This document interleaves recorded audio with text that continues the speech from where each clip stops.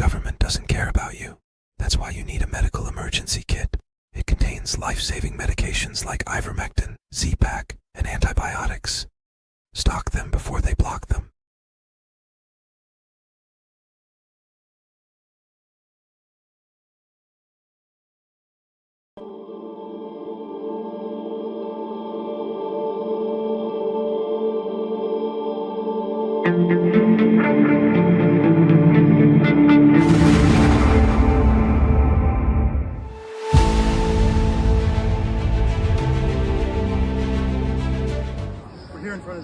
Sophia, which is the first cathedral of the Byzantine Empire, the seat of the imperial power here in Turkey, in Istanbul. It is now a mosque. This is the heart of the fight between Christianity and Islam. It was built for 1,200 years as a Christian basilica, very beautiful, incredibly beautiful. You go inside now and it's completely destroyed, and all the beautiful art has been overpainted, and all of the Christian ornaments inside have been taken out, and it's, in my opinion, a very ugly mosque. This is the exact fight between Christianity and Islam, and in my view, between good and evil. They don't value beauty in there, they're covering up beauty, and that is wrong, and this is a cultural disaster. We'll talk more later. Thank you.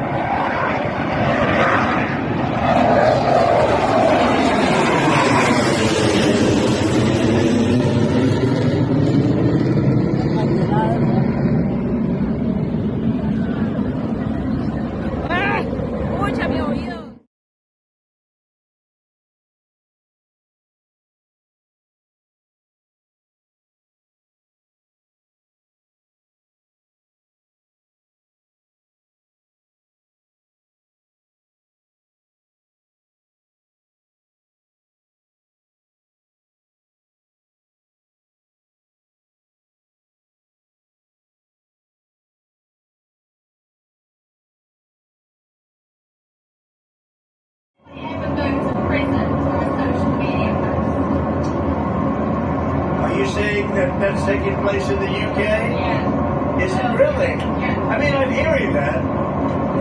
Well, I looked at it yesterday. Well, they said they canceled Truth Social. I'll bet it's uncanceled very quickly. I'll bet it's uncanceled. No, it's a little different. It's different. I see it in some countries that you would never suspect it. Not only there. I've seen it in other countries where, you know, they're like bread and pudding countries, I think, and then all of a sudden they become somewhat violent. You know, when people go socialistic, or when you get the radical left or the left going in, the countries actually become very mean. They become two things, mean and incompetently run simultaneously. How is Caroline doing? Is she doing a good job?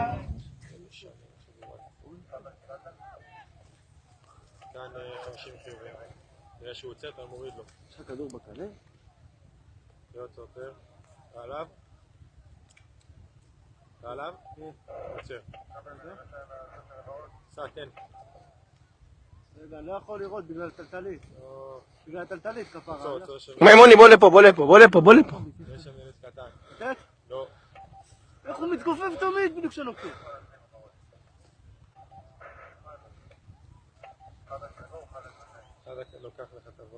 לא ורוד, אני על הכחול אני. וואי, זה סרטון! יש! בן של זונה. איזה סרטון, הנה, תרוצו לפנות אותו. בטח שצילמתי את זה. וואו, פגעו לי מישהו בראש.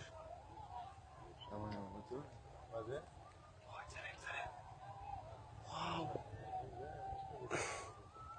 איזה סרטון אגדה. מה לא ראיתי את זה, אחי? אף באוויר עם הרגל כזה. הוא גירד את הרגל, והוא הרים את הרגל, פגענו ברגל השנייה. חויה בן הזונות.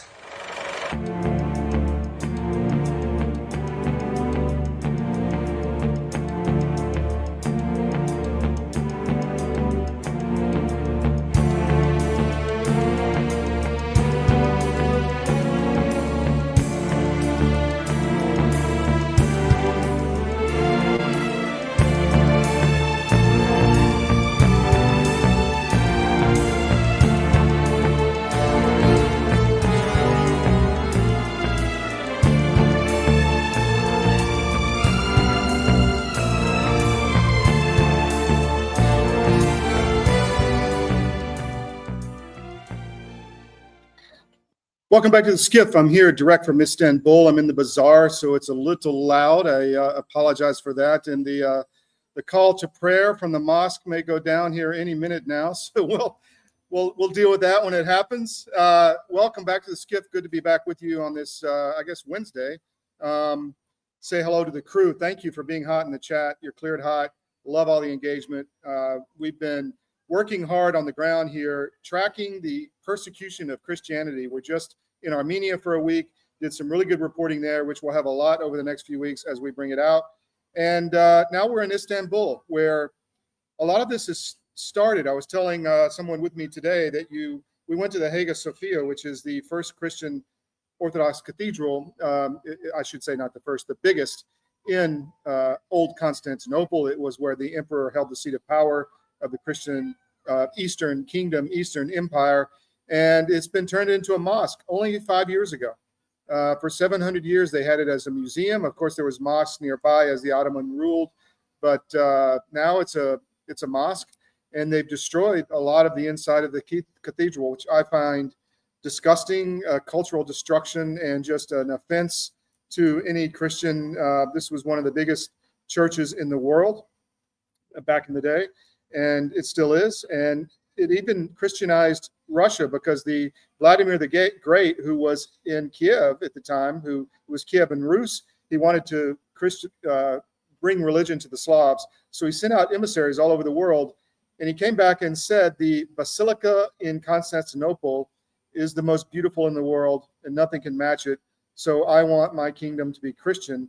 So Ukraine became Christian. It was Kiev Rus at the time, and then the Russians moved up to Moscow when the Mongols invaded, and the story is history. Russian Orthodox Church, Greek Orthodox Church, the Byzantine Empire, the Armenian Orthodox Church, all is associated with the church in Constantinople, which has been turned into a mosque. It's quite revealing, but also kind of gives you hope, because you go into the mosque, and we'll talk about this tomorrow on the show, but there's all this yellow, I guess, plaster put all over the walls, but you can see it peeling off, and behind that is the Christian mosaics of all the saints, and it's just incredibly fascinating. So it's almost like a hope for the future. We're going to have a big week over the next few days. We're going to have a lot of great guests. We've got some today. First, I'm going to have Chris Gleason talk about elections. I'm going to have some fun with Chris, because it looks like they discovered political money laundering. Wow, amazing. So we're going to talk to Chris about that. And then Tom Teague on the markets and the Fed, because a lot going down in the last few days. And then we're going to have Kat Stansell on to talk about corruption in Florida. It is not going away. It's getting worse. But people are starting to notice. So that's what you've got on the show today. You had a little bit in the cold open. I had a brief clip out in front of the Hagia Sophia. And we're going to talk about Israel. You saw that clip of them sniping a kid across the fence in Gaza. Israel's losing the PR war. No matter what side you're on, I'm not going to take a side here. I'm just going to say they're losing the PR war big time. And videos like that obviously don't help. I think they know they're losing the PR war, but that's a thing, and it's impacting their relationships with the world. And you've got parts of the Israeli government pushing to annex Gaza. Is that going to happen? Is the Trump administration going to let Israel take over Gaza? To be seen. So a lot happening in the world. We'll be right back with you after this break. We've got a lot coming. Actually, you know what? We're going to listen to the call to prayer here in Istanbul for a second, and then we'll go to the break. So I'll let you hear a little bit of this before. Here we go.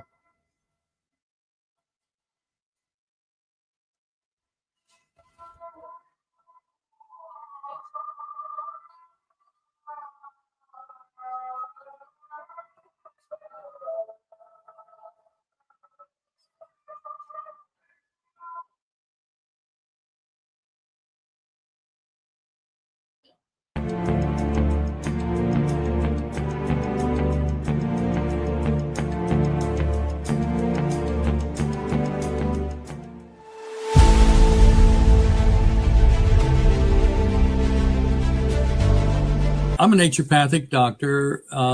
We are in the world of medicine, very acquainted with many modalities, but probably the one most familiar with everybody would be two things: homeopathy and herbs, maybe some nutrients too, vitamins, minerals, that kind of thing.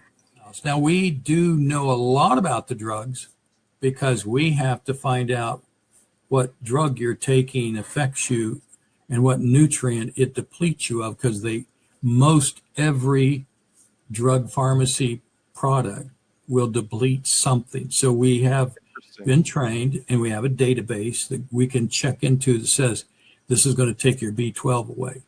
The pharmaceutical company cannot patent organic substances made by the body. You're not born short of Advil. You're not born short of Ritalin. Yeah. You can be born short of insulin, right? Mm-hmm.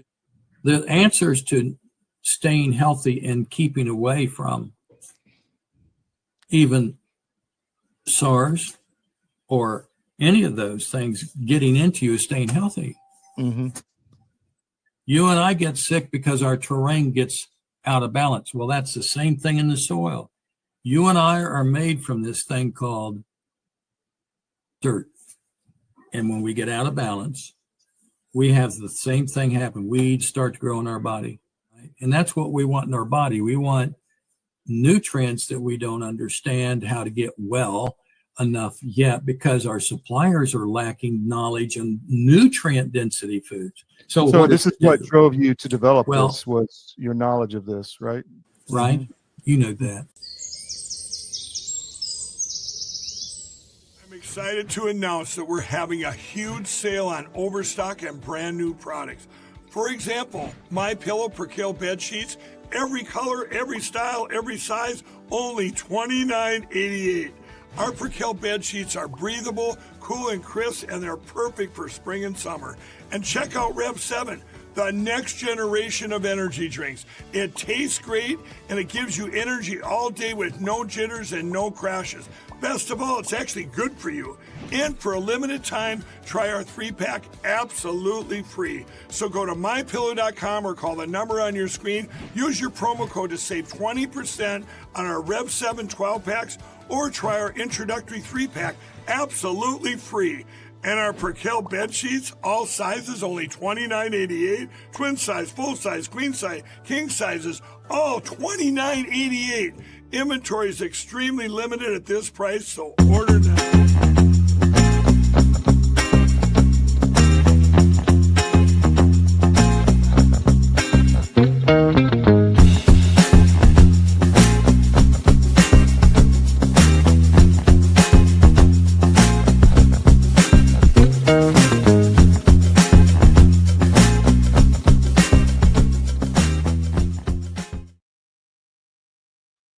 We're back on the SCIF. Thanks for joining us today, live again after a lot of work going back and forth to different areas, traveling. And the call to prayer is still going on here in the bazaar in Istanbul. Hopefully we can talk over that. But we've had quite a week. I'm going to bring in my friend Chris Gleason right now to talk about smurfing. Hey, John. Hey, Chris. Hopefully the Islamic prayer, you can talk over it. It's kind of a crazy location we're in. But so I was reading the news, and lo and behold, they discovered money laundering in the political circles. Chris, have you been looking? Have you heard of this? Praise Jesus. Praise Jesus. I tell you. Yeah, it's kind of funny. We've, as we all know, as the original source of this stuff going back years, yeah, we know all about it. And, what's funny is that the operation has evolved significantly, and it's far beyond Act Blue at this point. But nobody mentioning smurfing ever mentions that today, do they? They don't. So, we are years ahead of what people are claiming. We knew years ago that a lot of these things were tied to real estate transactions. We saw that a lot of these identities have been cloned in the voter rolls all across the United States. And it's all mapped. It's all documented. And we would always see the Smurfs and these identities that have been cloned, right? We saw them in the voter rolls. We saw these as voters who were casting vote by mail ballots out of multiple states. So it's an Chris, ongoing thing. I have to What's ask that?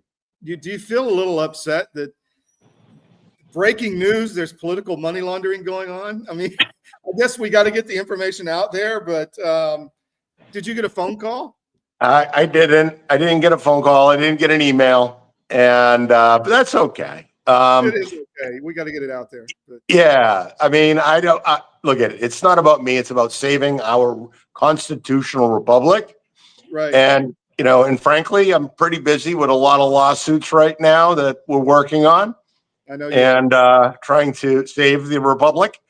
So it's okay. The big thing, though, that we really need to drive home to everybody is that this goes far beyond Act Blue. And essentially everywhere within politics today. So you have Democracy Engine, which the Republicans have been using extensively. Guys like Tom Cotton, right? They're laundering money into his obstructionist activities, right? The reason why President Trump's agenda can't get passed is because those same people who laundered money into the Smurfs via Act Blue are doing it via Democracy Engine and via the Action Network. And you wonder why, all of these presidential appointments aren't being made. Well, people are being paid not to allow it to happen. So until let me ask you there, are people being paid not to talk about it too? Of course they are, because everybody has a vested interest in this, right? Everybody's dirty, so everybody's clean. And, a lot of these people, they're essentially controlled opposition. And a lot of these people, they raise money off of other people's work. Like, I mean, I can't tell you how many times I've seen these nonprofits pop up and say that they discovered Smurfing. And I'm like, really? Oh, okay. Let me ask you, they made a big deal of the real estate component of this, but you knew about this early too, right? Correct? Yeah. I mean, this isn't new. We've talked about it numerous times. I mean, it's money laundering. This is an ongoing RICO money laundering enterprise. All of the things. I mean, I can't tell you how many times have we talked about how it violates every banking money laundering law, know your client. I mean, everything. And so the thing that what people aren't discussing, right, is who in the banks knew that this was happening. Well, I can tell you, everybody at Visa, MasterCard, and American Express knew it was going on because all the transactions were run through their payment networks. Yeah. The banks knew too. Bank of America knew. What other banks knew? Oh, wait, Wells Fargo, Chase, Citi, Citizens Bank. I mean, it's inescapable. Look the other way, right? Yeah, I mean, it's completely inescapable. And, I mean, I understand why, political appointees who have to be confirmed through the Senate, why they don't want to touch these things, because what senator in his right mind, okay, is going to confirm somebody who's about to take down the money laundering network that installed them. There and funds his campaign. So how do you control that, right? It's about, controlling the narrative and controlling the information. I mean, I just want real elections without money laundering. That's all I want. I want my republic. This is obviously huge. I know it's been brought to law enforcement and the prosecutors. I know you have. We still haven't heard anything from our government about stopping political money laundering. It's a thing. It's been happening for years, and nothing is happening. I mean, is this like a limited hangout that they're bringing out? Oh, look, we found some money laundering, but we cleaned it up over here. Yep. Meanwhile, there's billions of dollars pouring into all these races as we speak. Well, yeah. I mean, that's exactly what's going on. And it's not just happening at the federal level. They're doing it at the local level too. And here in Florida, you mentioned about corruption. I mean, Florida, ground zero for this stuff. I mean, you've got judges who are materially connected to cases, right? Who are material witnesses, victims, and beneficiaries presiding over election cases. I mean, that's inconceivable. You ask anybody, it's inconceivable. You can't do that. But they don't care. What kind of progress are you making? I mean, the question everybody has, well, we all know it now. Nobody's doing anything about it. What do we do about it? Where are we in the process? I'm doing stuff about it. So I filed over the week. I filed a petition for a writ of prohibition with the Florida Supreme Court to stop conflicted judges from continuing to rule on my cases.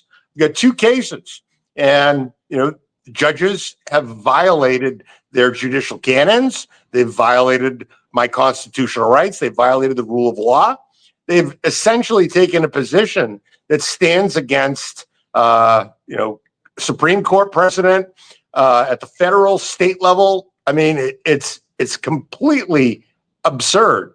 But we have to take it through the process and see who and how is connected and who and how is going to do the right thing. So I'm not giving up. And I'm preserving all of my federal claims for violations of my constitutional due process rights, as well as violations of RICO, the RICO Act, because a lot of this activity is being funded by this Smurf networks. So the conflicted judges, the election fraud enterprise, right? ES&S, all of it. It's all funded through this RICO enterprise and money laundering because, you got to have money to pay people off.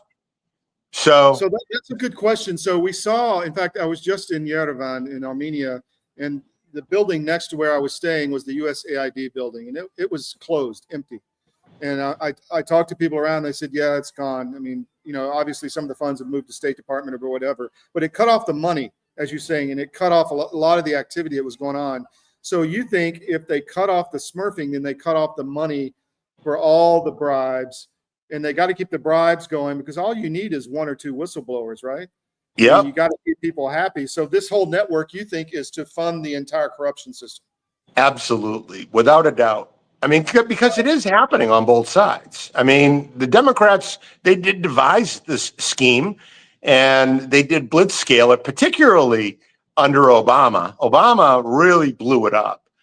And, this is how they funded the treason operation, right? This is how they funded all of these nonprofits. And this is what they did. I mean, Media Matters, the Elias Law Firm. This is how it was all funded by Soros, the Ford Foundation, the Carnegie Foundation, the Gates Foundation, the Aspen Institute, all of this stuff. So, this is how they do it. As a matter of fact, I saw something the other day that Mark Elias was fighting with your good friends and my good friends over at Media Matters over money. Yeah. So, I mean, we know what role they play. They came after us big time, and I will pop a glass of champagne and watch them burn because they hopefully will go down because they don't have any money. And I mean, they hurt us with clients, of course, but the flip side is we are still surviving and growing and thriving, but we're very, very lean and aggressive and mean, and same with you. I mean, I know all you guys you do a lot with a little, and that is going to make us much more powerful going forward, I think, because their money is going to be used to like building buildings and salaries and dinners and payoffs and hookers and all this kind of stuff. You know, that's going away, maybe. Yeah. I mean, we are lean. I mean, we've done so much with, really no budget at all. And I mean, it's amazing. I mean, our cases have gone pretty far so far, right? Yeah. And we're just pro se litigants. So me and Bonji here in Florida, and we're doing real work. And I think that when all of the facts come out, if we actually ever get a real judge who is actually going to honor their oath, I believe that this has the potential to change the world because, my thesis has always been from the very beginning, if we target the money, right?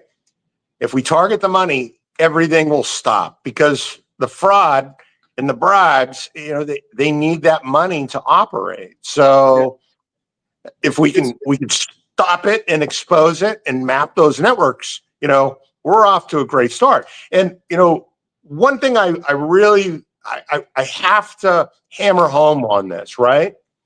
Is this is specifically this task that we've been doing on our own specifically was why Palantir was created. How did Palantir not know all of this? Yeah. Oh, wait, they had to have. Yeah. Because they were participating in it themselves. Wow. That's a scary thought, actually, because they're still extremely powerful and extremely plugged in and getting wealthier all the time. I was thinking Lord of the Rings, Tolkien, I think he had a good insight into what was going on because, the ring, you could insinuate his power, but once that goes away, the whole system crashes down in the end. Do you remember the end of the Lord of the Rings with the battle and they all just like sink into the abyss? And are we going to witness something like that, do you think? I surely hope so. I surely hope so. I know that God won already. And, America is Jesus's nation. It's a Christian nation. America was founded for Christians to worship Jesus as they saw fit. And, we've got a lot of Christians here who really care. And we're not going to stop fighting ever. That's an important concept because we're here. We were just in Armenia and we came to Turkey, to the old Ottoman Empire, the seat of old Byzantine Christianity. And they have turned it into a den of thieves. I mean, it is disgusting what you experience all around the Hagia Sophia. And I had one of our team members, we came from Armenia into Turkey, and they said, you can feel the cultural shift from a Christian nation of Armenia, where the people are kind and help you and they don't try to steal and you don't have to watch your back all the time. When you come here, it's the exact opposite. I mean, it's fascinating to feel that cultural shift because it's a real thing. And what we're trying to do here with this effort in Turkey and in Central Asia is to highlight that attack on Christianity all over the world. Any last thoughts, Chris? Any last thoughts? Get involved locally. Get involved locally because this fight that we're in, it's going on at every state. We have this corruption at every level and, local action equals national results and national results will yield a better world in total. So but people have to get up off the couch. They have to get off the golf course. They have to get off the pickleball course, and they have to get involved locally. I have a good friend who plays a lot of golf, and he's been a big supporter in many ways. And he's like, dude, you got to lay off the golf course comments because I'm out there converting while I'm on the golf course. I'm like, okay, man. All right, that's cool. So for him, I'll give that a shout out. So Chris, thank you. Where do people follow you? So I write for the Miami Independent, and I have a Substack. It's called immutabletruthelections.substack.com. We got some really big stuff that's going to drop over the next 48 hours there. Game changing, actually. So, really? Yeah. Well, how's Bonji doing? Bonji, he is in thick. We got the judge to disqualify, and now there's a lot of procedural nuances that need to be addressed, and those are being addressed. And we're doing some really cutting edge stuff on all of our legal lawfare stuff. Some really cool things. Bonji still needs help. So if you can, tinyurl.com/help Bonji. And I'm always looking for paying subscribers on my Substack. So Chris, that's thank what you we very need. much. We'll have you back. Appreciate it, bud. All right. Take care. Bye. Bye-bye.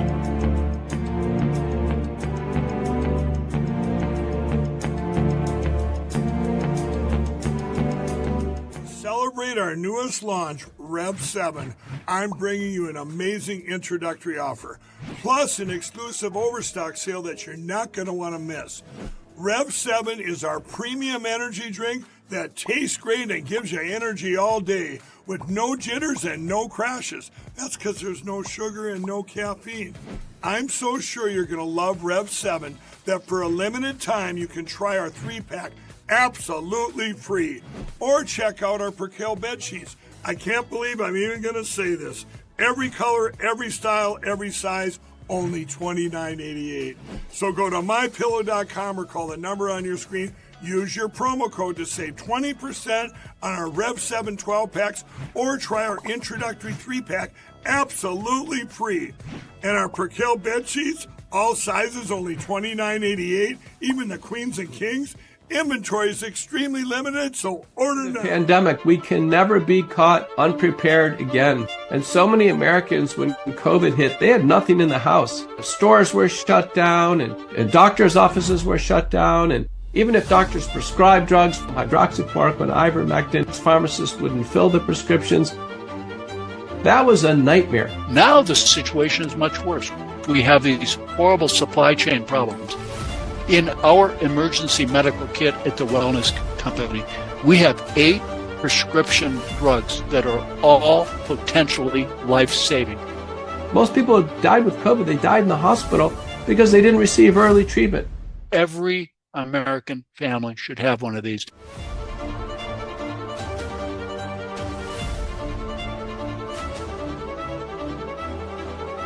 I can tell you the Wellness Company kit is the answer.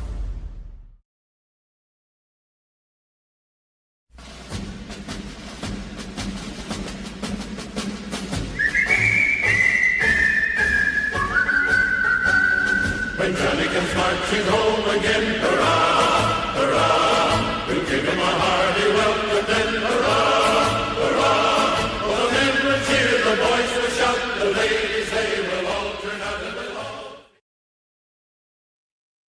Welcome back to the SCIF. We're here live in Istanbul. It's a little loud in the middle of the bazaar here in Biaglu, but hopefully it's cool with you audio-wise for the people out there with our viewers all over the world, by the way. We're getting a lot of viewers in India, in Germany, in South Africa, Australia, and really appreciate that support. The show is really important and effective and worthy of news in all those countries. So thank you for the new viewers. We really appreciate that. And if you're a big news consumer, try whatfinger.com. Put them in your daily scan right after CDM.press, where you need to check several times a day.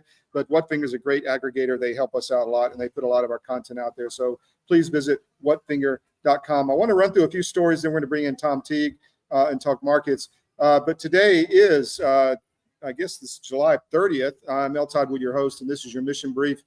Israel is losing the PR war. We saw that in the cold open, and we're going to dig into this story over the next few weeks and try to find out really what's happening in Gaza, in Israel, and bring you what you need to know to make smart decisions and develop your opinion on that issue. They are noticing the Republican Party of Florida tyranny. Kat Stansell will be on in the second hour. We're going to talk about that, but that's a biggie because what the RPOF has been doing in Florida is not cool. They're keeping the grassroots out of politics and in a very tyrannical way, and it's not helping anyone. And the leadership of the GOP is just kind of ignoring it but we're not at the Miami Independent. You can find a lot of that with Chris Gleason and also Kat, who's going to be on the second hour, who is all over this at miamiindependent.com. So please check that out. Israel says they're going to annex Gaza. That's a thing. Ben Gvir in the Knesset has said it over and over and over again. The Knesset has voted to do it once. It looks like they're going to, but they need a bigger majority, I think. But that may happen. And will Trump go along with this? I don't know. Well, this is a story that really nobody else is talking about the way we are. And again, we're early on a lot of these stories, like the election fraud, like the money laundering, like the vaccines, like Ukraine, like Armenia. We're out in front, but you're going to know and you're going to be smart. One that really bothers me, USAA, United Services Automobile or Administration or something like that. It's insurance for military. I used it 35 years ago. It was a great institution, great for military insurance, banking, all of it. But it's been destroyed with the woke virus, and it's still, they're refusing accountability there. We're going to talk about that later in the show. And there's talk of ending the Ukraine war from multiple positions. So we're hopeful on that. We're going to stay on it to try to end the killing. We're going to have Pete Blaber on later this week, and we'll do another Ukraine sit rep. But you need to know what's going on and keep the pressure there to get the killing stopped. So I'm going to bring in Tom Teague now. He's been patiently waiting. Tom, how you doing, my friend? Good. How's turkey? Turkey is hot, man. Hot. Best food in the world, man. Oh, it is the best food. I went out last night. I'm like, I got to have some kebabs, man. Rolled into town. I got to do some kebabs. Where can I get them? So, but I was disturbed by the level of thievery here. I mean, maybe it's just because it's a tourist area. I mean, the taxi driver's trying to like charge us 3 times the price and just really in your face. Yeah, it's a bizarre. Like it literally is a bizarre mentality. Yeah, like totally. It's just hustling. Yeah.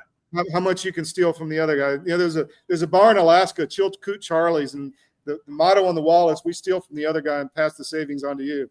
I mean, that's what's happening here for sure, man. Yeah. So look, I wanted you on because you wrote a great article on the Fed recently on the makeup of the people in the Fed.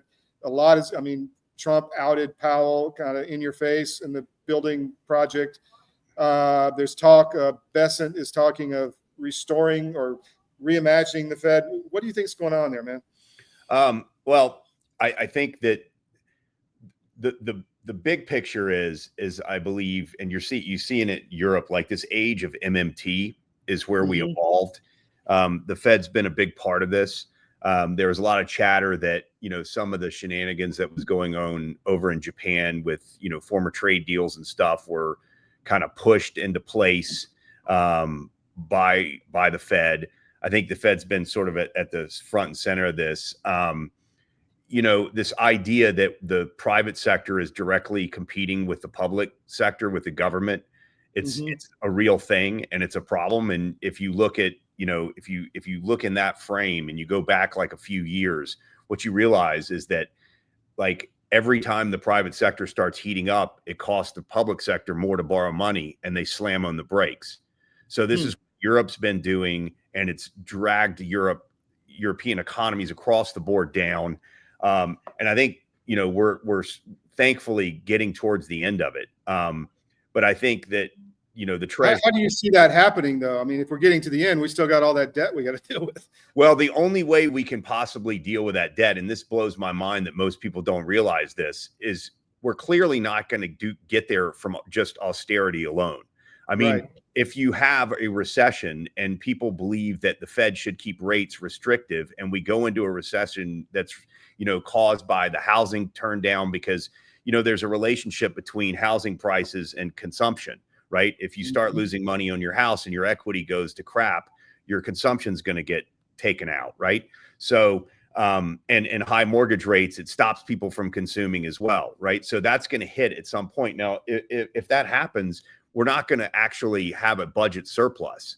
We're going to spend more money. We're going to borrow more money. So any kind of recessionary period means that we're going to run bigger deficits. So the only way to really get out of this is to get the economy kickstarted. And, you know, like Bessent says, we should be growing at greater than 3%. The GDP print today if you look down into the depths of it, it was because we had no imports. That's why that gets basically taken out. So, we imports because of tariffs were clearly very, very weak, and exports were kind of weak, which sort of offsets that a little bit. But it was the import side that really that made the number look better than imports get taken out. And it made the number look a lot better than it really was. And if we go back a quarter, that was why it was really weak, if you remember. But, the only way that we're going to get out of this mess is to grow the economy really fast. And it seems like the Fed is the biggest impediment to doing that. And the mentality of the Fed is kind of a central planning mentality. And I think, you're hearing that. And as I wrote in that article, it's being echoed by a lot of people on both sides. You got criticism from Larry Summers, you got criticism from Mohamed El-Arian. I think most people are generally, of the view that the Fed needs to change the way that it's moving, its models, its focus on DEI and, on climate change and all that stuff, and get really kind of into the new age, into the era that we got to get rid of this debt through growth. And I think that's what the Treasury clearly thinks. Well, you're right. It's the only way out. So do you deflate some of that away? I mean, the green or the gold card can pay off some of it. The tariffs can pay off a lot of it. But what do you think? How do you? Well, sadly, we could have deflated some of that away, but we didn't, because Janet Yellen front-ended everything. She put, instead of borrowing at the long end during the really low rates we had during COVID, she borrowed in the short end of the curve. So it doesn't really get deflated away as quickly. But I think that, one is there's been this like when you get to like bonds and everything sort of past 7 years, it's really not directly under the control of the Fed. It's kind of more free markets. They don't set any of the rates. They can go in and support it and do like yield curve management, stuff like that, which they haven't been doing. They've been unwinding overall. But, I think that the key here is to really change the spending patterns. Obviously, taking all this money in from tariffs is going to be a big help in that. And I think that's surprised everybody. And the impact and the inflationary impact has been minimal. So I think that's a positive thing. But I think, as the U.S. grows, we're going to grow faster than our debt does. And, every year, regardless of sort of what the tax rate is, the government takes in about 18 to 23% of GDP in taxes. And if you want people to pay more taxes and not disrupt the economy, well, the obvious thing is to grow the economy. And then you're going to get more money in taxes. And if you go back to like Clinton, when we balanced the budget, Clinton cut capital gains. We had the biggest windfall in taxes in history at that point. So like, it's not necessarily like a lot of the left sees taxes as a punitive way of like wealth redistribution and getting at people. But that doesn't make the economy work for everyone. Right. Yeah. What about, you mentioned tariffs. I mean, the EU, I want to bring this article up. Medvedev, the former president of Russia, said Trump crushes Europe in the trade deal. He's right, isn't he? Yeah, it looked like that to me. I mean, I also think it's another. So like, this is kind of a weird example, but if you go back during COVID, when you had states that were operating independently, like Florida reopened early, it made the states that you have this competitive marketplace. And so you don't have some centrally planned outcome. And it exposes the weaker side. I mean, these tariffs in Europe, one thing that you saw is like Marine Le Pen. I mean, she's not my favorite person because she's not that much different than the far left in a lot of ways. But she was like, we basically gave the German automakers, a win at the expense of French agriculture. So you're starting to see like within the EU discrepancies, and they're not really happy with it at a sort of nationalist level. Like these are all big EU bureaucrats that are doing these deals. I was very surprised. Again, I think that, and this is kind of a conspiracy thing, but I think the US has enabled these bad trading deals over the years because it's a way of sort of growing this like centrally planned, like Fabian socialist BS in a petri dish over there and allowing them to do that. It's the same thing when they're not picking up their bills for NATO. It's like we're sort of like growing this like socialist thing over there to see if it could come over here. And I don't think that's by accident personally, but I think this trade deal was but I think this trade deal was obviously a big win for the US. You know, a lot of these things, these like numbers of 750 billion of energy and 600 billion of defense. I don't know, you know, what does that look like? Does that actually come to fruition, or is that just something to get a deal done? I mean, I think there's a lot of people saying there's no way they could do that. Yeah, I mean, I think you've got to be somewhat, you know, cynical about whether all this investment actually takes place in the end, and if their feet are held to the fire. But I think on the surface, reversing some of these bad trade, you know, numbers and it's like Japan. We announced a trade deal with Japan. We had a quota on rice. We never even got close to hitting that quota. They weren't even letting us in there. So like, I don't know how, you know, I think it's like you have these big things and let's see how they get enforced. Clearly, I think with Trump and his administration, there's going to be a lot more pressure to meet those terms of these deals, but it does look like a big win for America. So you mentioned something that's interesting. You brought up the nationalistic aspect in the EU. I agree with you, and I've never thought about the theory you had, but I do think the EU was a big experiment in something really dark. And it's the WEF, it's the globalist control, it's a bunch of technocrats who make a decision that, you know, climate change is so important that we've got to alter our energy grid and that we've got to all go to like renewables and this stuff. And it's so they can get control of it. It's central planning 101. And it blows my mind that people don't understand that. And central planning is a disaster. It always is, because it's one size fits everyone. And even China, like during Deng Xiaoping, they didn't have as much of a central planned economy because each region was given some autonomy. Like what they're doing in Europe is having this central planning thing. And it's, you know, it's like the bar you described in Alaska, right? You're taking money from one guy and giving it to another. Yeah. Well, so you think that's a good point, that the nationalistic, I guess, impulses in each of these European countries, I mean, could grow and cause a problem for the EU itself. It certainly will. I mean, I'm sure that, and I haven't seen the details of the impact on agriculture in France, but I can tell you from living in France for many years, they're not going to be happy if it's not to their advantage, and they'll end up like, you know, dumping manure in Paris and burning tires and shit like that. Yeah. You know? Well, what about, while we're on France, I had Thierry Laurent on a few days ago, but what is going on with this Brigitte thing? I mean, do the French, are they on to this? Because it looks pretty obvious she's a man. I mean, what do you think?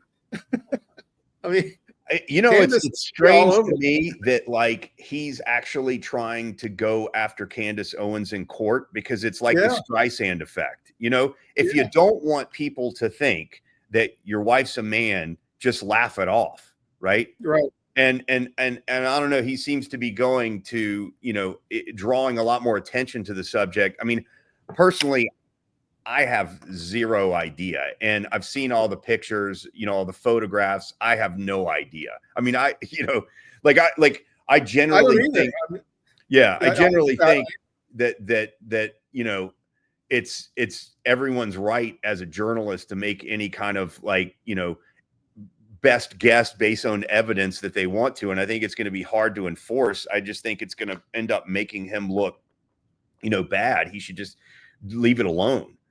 But I don't really have an opinion on it.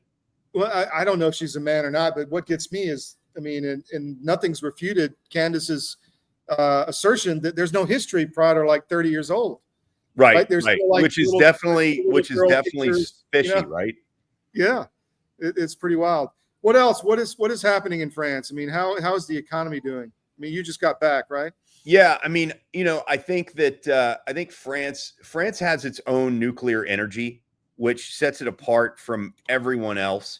You know, Merkel was a complete disaster. She was supposed to be a conservative. She was a socialist.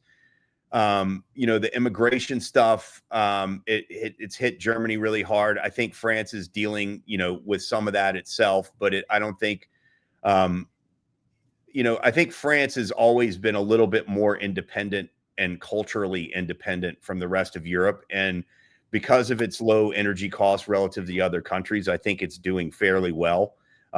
It's definitely got, you know, a lot of highly educated, really smart people who tend to stay in France. I mean, some of them move, some of them go other places and work in, you know, Silicon Valley and this stuff. But I think, you know, I think France has probably gone through earlier than other countries. This is just big picture stuff. A lot of this socialist stuff.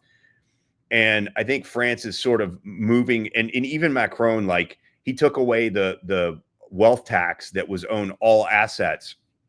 And that was a really smart maneuver. And I think he's tried to make a lot of reforms because, you know, like, you can't continue to pay people like huge retirements and allow them to retire like super early. It's just not going to work if you don't have the cash flow from the taxpayer, and you don't want to choke the economy. It's like what I'm talking about earlier with the US. And so I think France is in a much better position, I think, you know, longer term. And, you know, we'll see. I think this is putting strain on the EU, though, because it's making people realize that they all have like different objectives and different economies. And, you know, it's creating a lot of like sort of populist nationalist, you know, like enthusiasm. So you're still active pretty well in the capital markets. So what are you hearing on the street? Are people optimistic? Are they excited? Are they worried? Yeah, I mean, I think they are. I think markets are definitely overbought here. If you look at since lows, I mean, you know, AMD's practically doubled, Nvidia's doubled. You know, like, and there's a lot of people chattering that, you know, the market. A lot of people use this like Case-Shiller thing of market cap to GDP. This is stupid because our companies are selling, like our tech companies have a huge portion of their profitability coming from overseas. Apple, Google, Meta, you know, all these guys. So you can't really look at that kind of valuation and say, wow, it's just super expensive, because on a PE basis, they're not like completely nosebleed. I just think the momentum has been very, very good, and we're probably due for some kind of pullback. And, you know, I think if you look at the economy overall, you're seeing obviously a big slowdown in housing. You're seeing pressure from housing. You're not getting enough new housing, so rents aren't really coming down, which is not good for CPI. You're also seeing, like, on the jobs numbers in June, you're seeing, you know, meaningful retreats from what we've seen before, back to like 2023, 24. So you're definitely starting to see some chinks in the armor. And if they don't cut, I mean, I think the market is of the view that we're going to have rate cuts this year. I think Powell is, because of his like sort of globalist thing, I think he doesn't want to have growth. And I just don't understand that. I think you can have growth without inflation. And I think, you know, it's been proven before, that whole theory, the Phillips curve, that's been debunked during Trump's first term. So I think you can have growth, but he doesn't seem to want it. If he does, I don't think there's any chance. But if people start getting the view that they're not going to cut in September, I think markets are going to sell off. Yeah. You know, wow. Clearly. Well, Tom, thank you. Appreciate your time. Yeah, man. I know you're back in the saddle, but thanks, man. We'll see you again. Take care. You got it, man. Take care.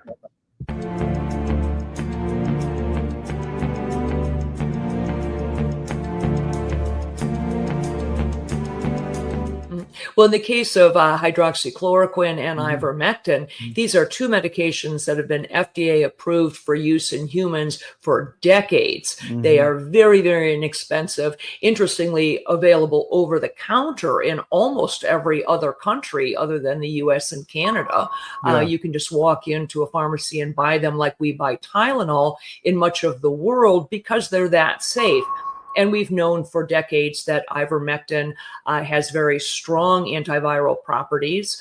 It has anti-inflammatory properties, and both ivermectin and hydroxychloroquine are what we call zinc ionophores. They help to move zinc from the bloodstream into the cell, which is where it needs to be in order to fight off a virus. So lots of application for these, and we have every reason to believe that those drugs also will likely have some efficacy against H5N1 or a number of other respiratory viruses that we may meet down the road. If you haven't noticed, gold has reached a new high, all-time highs actually, and keeps going up every day. Why is that? It's because precious metals are a long-time historical store of value. And if you own a portfolio and you have assets in the fiat currencies, i.e. stocks, bonds, cash, or whatever, you're vulnerable to hyperinflation, which is coming as our debt explodes another trillion every 90 days. It's really scary. So how do you protect yourself?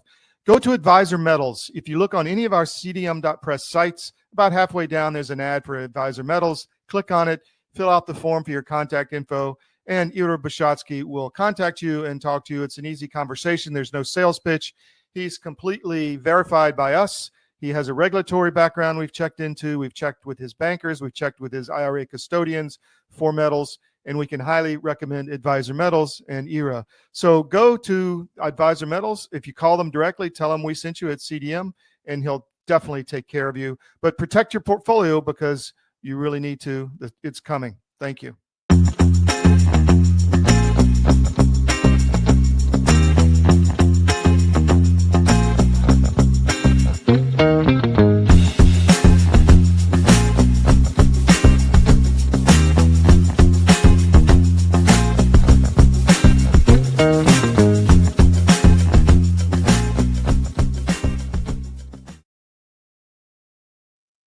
Welcome back to the SCIF. I want to give a big shout out to a few of our sponsors. First, the wellness company, twc.health/CDM, promo code CDM.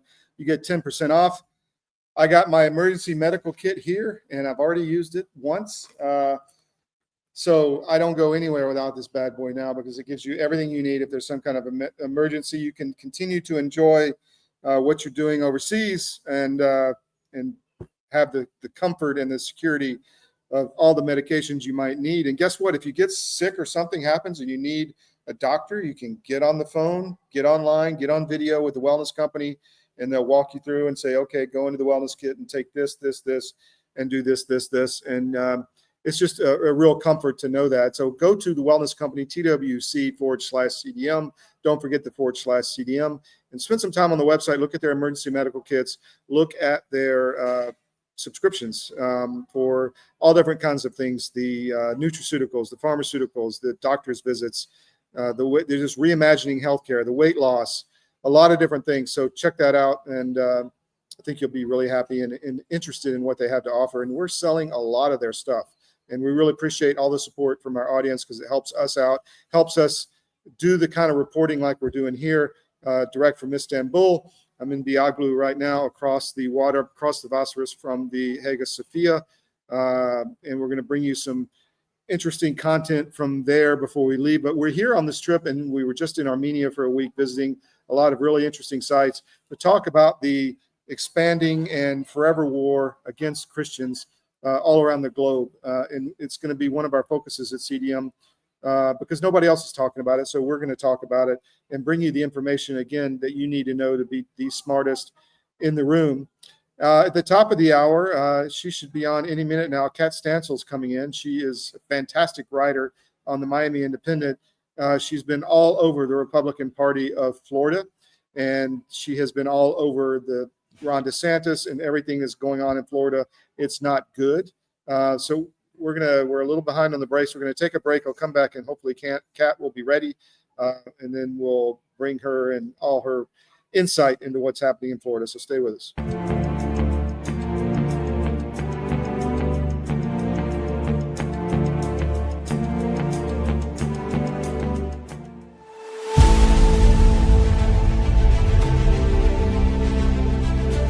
Watching my friends gain more and more weight, and then eventually I got to tell you, this is a little dark, but bad diet literally killed my whole crew. Wow. Diabetes, a stroke, I mean, all kinds of stuff. It's like, you had a stroke? You're not even 50 years old. You guys got to quit eating this stuff. Your body knows what's what. You're not conscious of this. But that's why people will go to the refrigerator and they'll grab this and that and the other and put together this outrageously elaborate combination of foods. Your body's trying to reach balance. Unbeknownst to us, our bodies are always trying to reach homeostasis. You can't eat all of this stuff and expect to live a long time. And one thing led to another, and I went, forget this. We're going to make our own product. So we partnered with one of the world's top 3 biochemists where nutrition-specific study is concerned. I said, all I want is the best nutritional and immune support product in the world. So we mix it in yogurt. It's a powder. I got a bag of it here. I keep one on the console all the time, just so I can show people. Yeah. And it's a powder. Now, this is not candy. This is hardcore nutrition. And sugar is an enemy. And most people do not know that the reason these bellies are showing up on people all over the place, your body makes fat to store the toxins it can't get rid of. So it just puts them over here. But I can tell you this, you take this for 30 days and then lay off of it for 2 or 3 days, and you'll go, good grief, give me some more. Skin, nails, hair growing back. Cut yourself and it heals in half the time.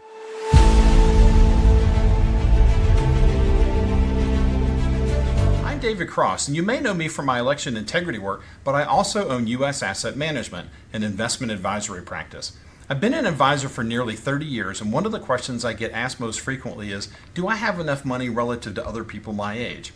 And while that's an interesting question, it's also the wrong question. The right question is do you have enough money to sustain your lifestyle for the rest of your life? This is a question you should know the answer to. This is what we do. Check us out at us-am.com and look for our big proud American Eagle logo.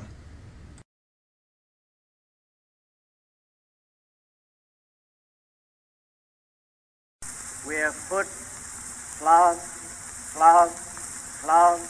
slogging over Africa. Foot,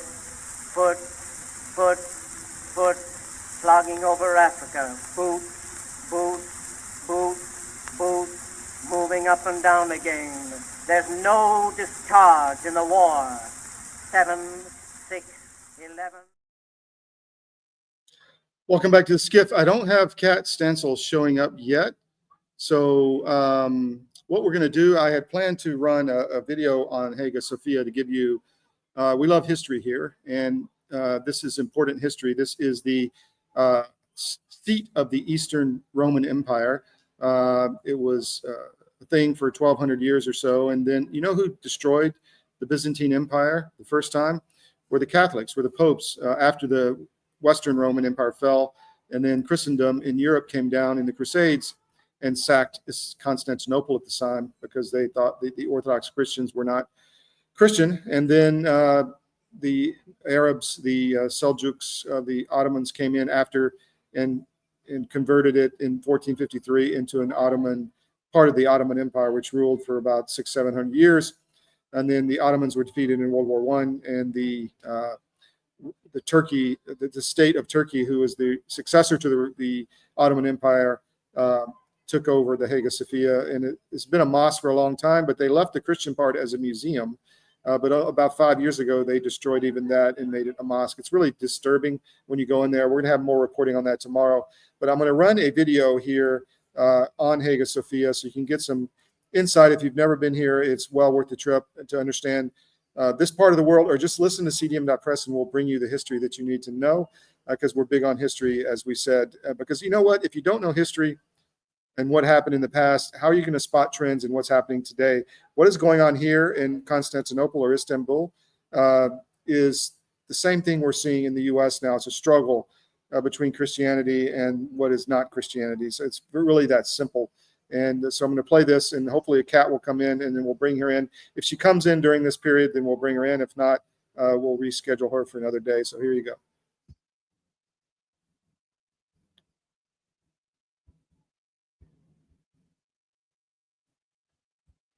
The former church of Hagia Sophia is, quite simply, one of the most important buildings ever constructed. It encapsulates classical architecture. It epitomizes the achievements of Roman engineering. And it symbolizes civilization. For almost 1,000 years, Hagia Sophia was the cathedral of Constantinople. It was here that Byzantine emperors were crowned. It was here that the Orthodox patriarchs presided. And, then as now, it was here that visitors came face to face with the ancient power and enduring glory of the Roman Empire. Welcome to this third episode of Virtual Vacations. As usual, I'm Dr. Garrett Ryan, and it's my pleasure to welcome you on this historical tour of Hagia Sophia. Before we start, a bit of historical background. In the year 532, when Hagia Sophia was begun, Constantinople had about 500,000 inhabitants, and was known from Scandinavia to China as the world's biggest and richest city. Since Rome and the rest of Western Europe had fallen more than a half-century before, Constantinople was also the undisputed center of the Roman Empire, and sole seat of an imperial tradition that stretched back to Augustus and beyond. The emperor was Justinian. Although he had only occupied the throne for 5 years, Justinian was well on his way to becoming the most important Roman ruler in centuries. He had almost completed his great codification of Roman law. He had begun to prepare the campaign of conquest that would reclaim North Africa and Italy. And he had begun to build churches in every corner of his far-flung domains. He may have already been considering the reconstruction of the empire's greatest church, the Cathedral of Hagia Sophia, when a disaster forced his hand. In the center of Constantinople, where Hagia Sophia and the imperial palace stood almost side by side, was the Hippodrome, where the wildly popular chariot races were held. The two racing factions, the Blues and the Greens, supplied charioteers, chariots, and horses for the races. Each faction had its legions of rabid fans, who rioted when their favorite drivers won, when their favorite drivers lost, and whatever else they felt like a little light hooliganism. Usually, these disturbances were easily quelled. But in January 532, after the emperor refused to pardon some rioters, the factions united in rebellion. For almost a week, gangs of armed men roved around the palace quarter, looting and burning. Justinian, prevented from fleeing the city by his resolute wife Theodora, only managed to suppress the rioters by massacring most of them. By the time it was all over, more than 30,000 lay dead in and around the Hippodrome, and the city's greatest church, the Cathedral of Hagia Sophia, was in ruins. Justinian began to rebuild almost immediately. To design his new church, he appointed Anthemius of Tralles and Isidore of Miletus. Neither man was a professional architect. Anthemius was a mathematician and physicist who had once built a steam-powered earthquake machine to terrify his neighbors. Isidore seems to have been a professor of geometry and mechanics. Together, Anthemius and Isidore produced the bold and unique building we see today. Work began little more than a month after the riots, and was completed in only 5 years. The new church combined elements of the long and narrow basilica layout, traditional in Christian churches, with a basically centralized plan. The most striking feature, then as now, was the colossal central dome, which crowned a cascade of subdomes and seemed to levitate upon a ring of windows. But no expense was spared in any part of the building. The floors and walls were paved in marble. Columns from distant quarries graced the aisles. Fields of gold mosaic glittered on the dome and ceilings. Despite a millennium and a half of earthquakes, fires, and turmoil, much of this splendor survives almost intact. Let's take a look. In Justinian's time, the exterior of Hagia Sophia had a clean and elegant profile. But, thanks to 15 centuries of additions and buttressing, it's pretty untidy these days. The brick minaret was set up by Muhammad the Conqueror.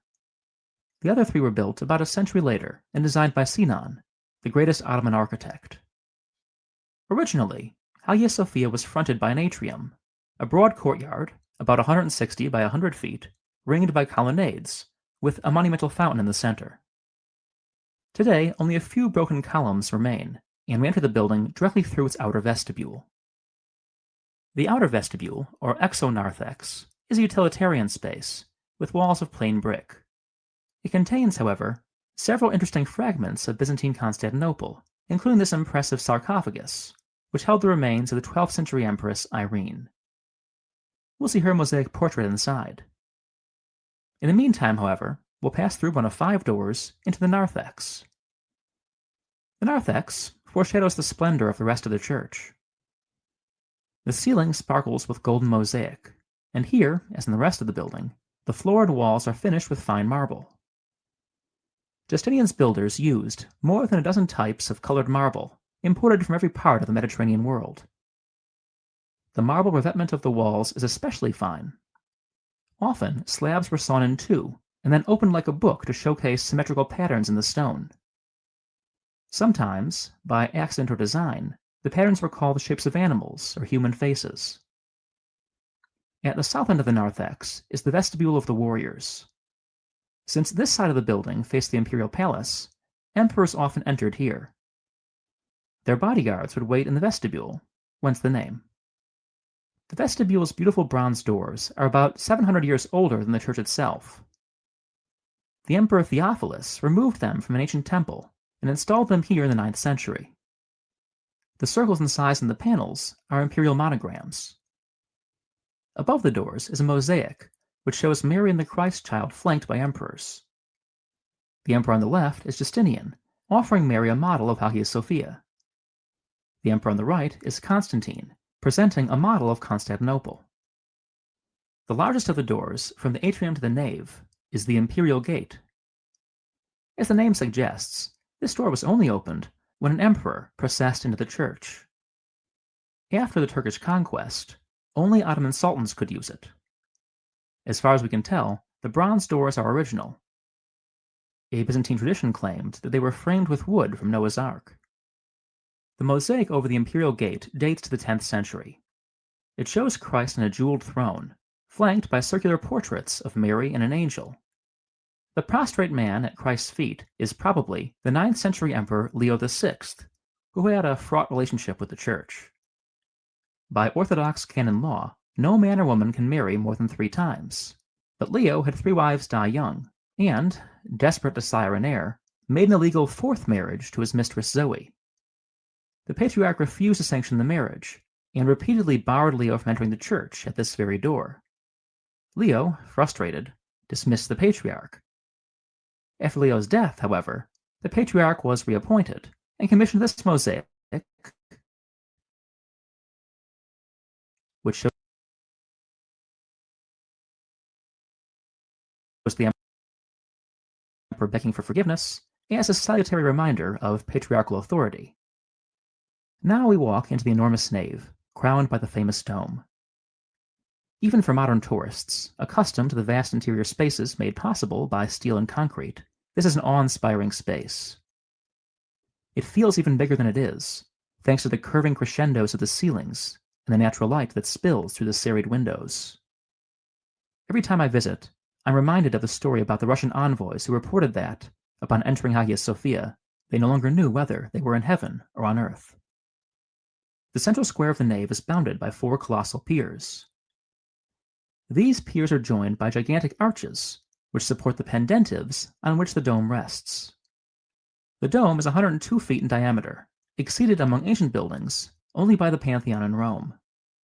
It is, however, much taller than the Pantheon's dome, soaring more than 180 feet above the pavement.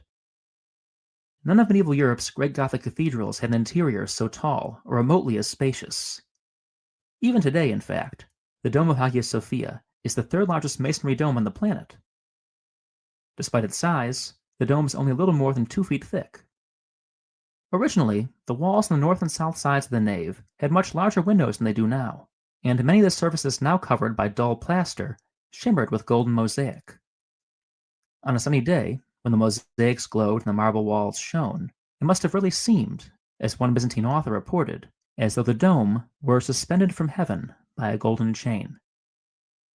From the beginning, Hagia Sophia's daring design caused structural problems. When the building was still under construction, it was discovered that the piers on which the dome would rest had begun to lean alarmingly. The emperor himself suggested that the weight of the great arches connecting the piers would even out their settling.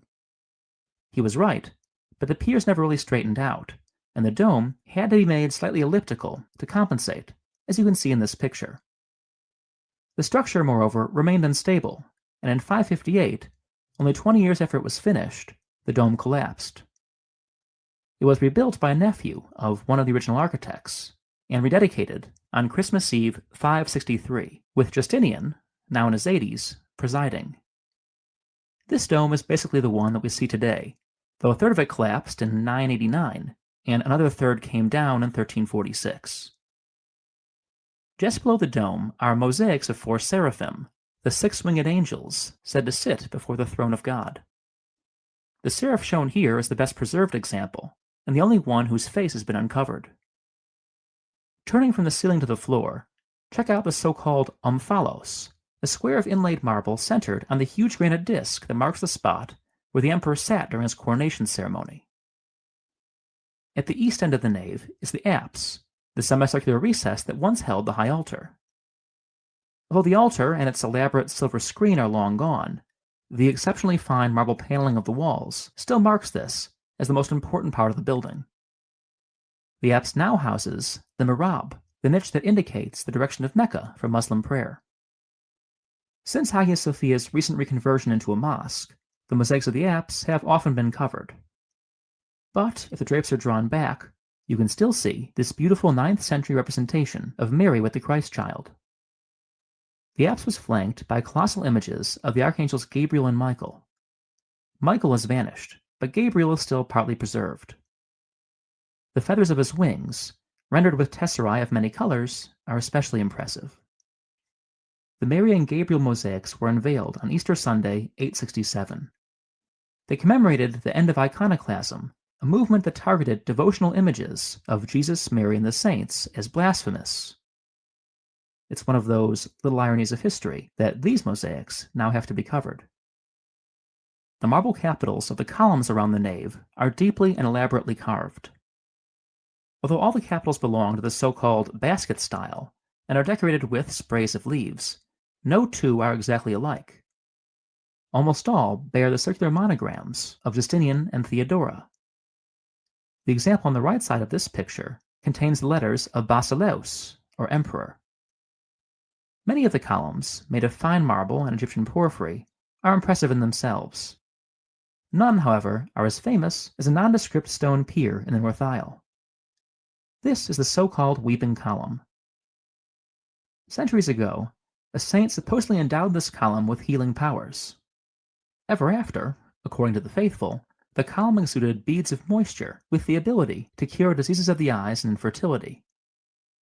Eventually, alarmed by the hollows that pilgrims were wearing in the pillar, church authorities plated it with bronze. But pious fingers bored a hole through the casing, and tourists still line up to sample the pillar's prowess. Not far from the Weeping Column, we follow a spiral ramp up to the galleries, and emerge in one end of the West Gallery, directly above the narthex. In the early Byzantine period, worshippers at Hagia Sophia were separated by gender. Men stood in the nave, while women watched from the galleries. The green marble disc set in the middle of the West Gallery's floor, flanked by fine marble columns, marks the site of the Empress's throne. From here, Theodora and half a hundred of her successors watched masses and ceremonies unfold in the nave below. Passing the site of the Empress's throne, we turn to the South Gallery, where we encounter the marble screen rather fancifully known as the Gates of Heaven and Hell. This was erected sometime in the Middle Ages to cordon off part of the South Gallery, either for the use of the imperial family or for meetings of Orthodox prelates.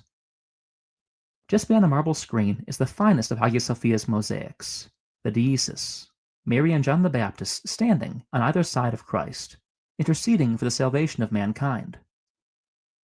The quality of this example is exceptional. The mosaics are so fine they seem almost painted, and their naturalism, reminiscent of the early Italian Renaissance, is worlds apart from the stylized and hieratic figures we usually associate with Byzantine art. Along the wall opposite the Deesis mosaic is a small slab. This marked the grave of Enrico Dandolo, the Doge of Venice. Though almost 90 years old and completely blind, Dandolo led the Fourth Crusade, meant to retake Jerusalem. But thanks to a combination of poor organization and pure greed, the expedition intended to defend the Holy Land ended up attacking and pillaging the greatest city in the Christian world. The Byzantine aristocracy fled to the provinces, and the Crusaders installed themselves in the half-ruined city of Constantinople. When Dandolo died, he was buried here, in the churches men had sacked. At the heart of the empire, he had done more than anyone else to destroy. On the wall at the South Gallery's end are two remarkable mosaics. The one on the left is the so-called Zoe mosaic. Zoe was one of Byzantium's more colorful empresses. Denied power by a series of dynastic accidents, she languished in the Great Palace until she was almost 50 years old, when she married a nobleman and took the throne. But the marriage was unhappy, and after a few years, Zoe poisoned her husband. On the same day her first husband expired, she married her young lover, who duly became the new emperor. Zoe's lover, however, only lasted a few years before illness took his life. On his deathbed, he insisted that Zoe adopt his nephew. This youth, in turn, was made the next emperor. The people of Constantinople, however, revolted in her favor, and she returned to the throne, now accompanied by her elderly sister. But eventually, tired of squabbling and sharing power with her sibling, Zoe married a former lover, who became Emperor Constantine IX. Constantine is the emperor pictured on this mosaic. If you look closely, you can see that the head has been replaced. Scholars assume the mosaic originally represented Zoe's first husband, who was then replaced by her second husband, and finally by our friend Constantine. The other mosaic on the east wall of the south gallery shows Mary and the Christ child, flanked by the 12th century emperor John II and his wife Irene. John was, by all accounts, an excellent emperor who managed to stabilize the Byzantine frontiers in an era of constant warfare. He was also famously devoted to his wife Irene, a Hungarian princess originally named Piroska. Both appear here in their full regalia, their silken robes studded with hundreds of gems.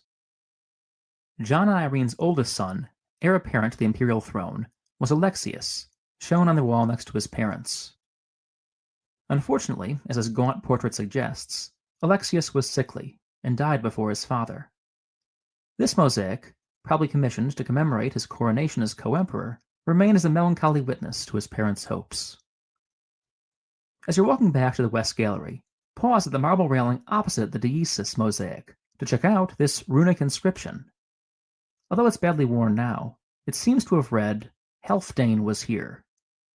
Helfdane was probably a member of the Varangian Guard, an elite Byzantine unit composed mainly of warriors from Scandinavia. Backtracking past the Empress's throne, we head down the North Gallery. The highlight here is an excellent mosaic of a terrible emperor. Alexander, shown here, was lazy, lecherous, and usually drunk. When he fell off his horse and died during an inebriated game of polo, few of his subjects mourned. As his mosaic portrait shows, however, he could wear ceremonial robes with the best of them. I especially like the jeweled slippers. Before leaving the North Gallery, take a look at the Greek graffiti along the marble railing, probably etched by centuries of bored imperial pages. Let's take a last look at the nave. Especially if you visit late at night, when the lights are low and few other tourists are around, it's hard to escape the sense of history here. This was the backdrop of Byzantine history, the coronations and feast days, the ritual and intrigue. It was here that Constantine XI, the last Byzantine emperor, prayed the night before he died in the walls of Constantinople. And it was here, on the very next day, that Mohammed the Conqueror stood on the altar and proclaimed building a mosque. So it remained until Ataturk made it a museum, and so, recently and controversially, it has become again. Fortunately, people of all faiths can still visit and appreciate this wonderful building, one of the most enduring legacies of a vanished world. I hope you enjoyed our whirlwind tour of Hagia Sophia.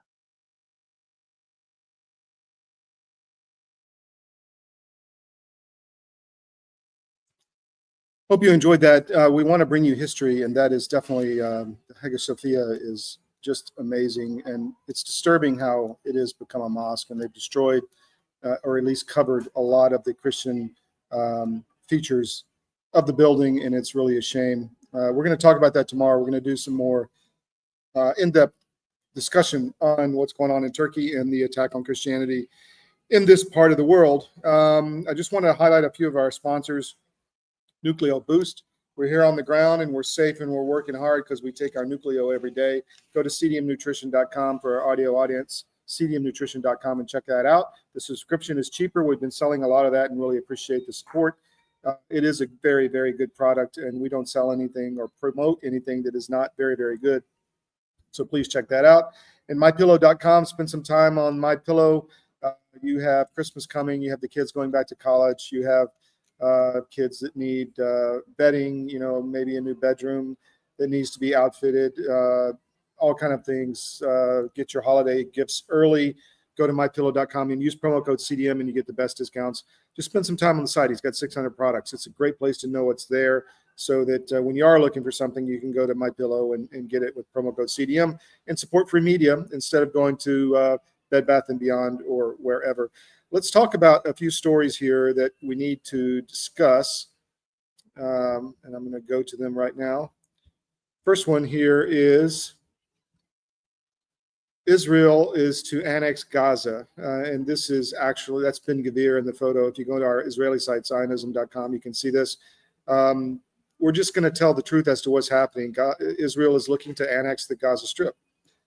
Is Trump going to support that? That means taking control of the land and making it part of Israel. There's 2 million Arabs there, or of various lineage, called the Palestinians. The entire Gaza Strip pretty much has been leveled. You have the history of Hamas there threatening the Jewish state. You saw the October 7th massacres, real or enabled or not, they were real and did happen to the Jewish people, and the revenge against that has been pretty intense in Gaza. There's nothing left, essentially. So this is an ongoing story. There's a lot of reports of, you saw in the cold open them sniping a kid on the border.